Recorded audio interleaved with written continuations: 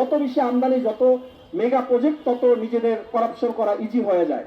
তো আমরা সরকারকে বলবো যে যে আমদানির উপর যে নির্ভরশীল বাংলাদেশ অনেক বেশি, মানে রপ্তানির চেয়ে আমদানি কিন্তু অনেক বেশি করে, প্রায় 60 থেকে 70 বা 80 বিলিয়ন ডলারের মতো আমদানি করে থাকে, যেখানে মাত্র রপ্তানি করে মাত্র 50 বিলিয়ন ডলারের মতো।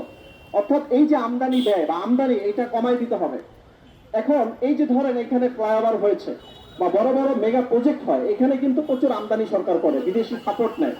মানুষ দেখে বড় বড় প্রজেক্ট হচ্ছে, কিন্তু এখানে মানে কর্পোরেটোক্রেসি নামে একটা পরিভাষা আছে।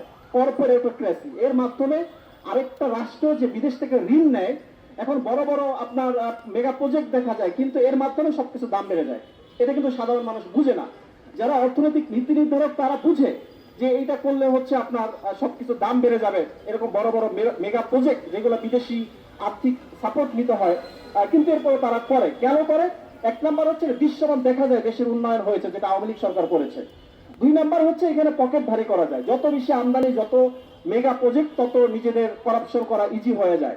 তো আমরা বলবো বড় বড় মেগা প্রজেক্ট দরকার আছে, দরকার থাকতে পারে, কিন্তু সেটা কখন দরকার? যখন আমাদের দেশের নিজস্ব প্রোডাকশনে আমরা স্বয়ংসম্পূর্ণ হব, এরপরে প্রয়োজনে আমরা বড় বড় মেগা প্রজেক্টে যাব। অতএব সরকার আওয়ামী লীগ সরকার যেগুলো করেছে, বড় বড় মেগা প্রজেক্টের নামে চুরি, তারপরে দেশের অনেক উন্নয়ন হয়েছে যেটা দেখিয়েছে, এবং ফলে সবকিছু দাম বেড়ে গেছে, মানুষের মানে একটা ইয়ের বাইরে চলে গেছে। এই উদ্যোগটা যাতে বর্তমান বিএনপি সরকার না করে, সরকার প্রতি আমাদের আহ্বান থাকবে। আরেকটা বিষয় হচ্ছে, আপনারা জানেন যে এই যে সবকিছুর দাম হঠাৎ করে আওয়ামী লীগের শেষ সময় কিন্তু বেড়ে যায়। আইএমএফ এর একটা সুপারিশ ছিল, জ্বালানি তেলে ভর্তুকি দেওয়া যাবে না।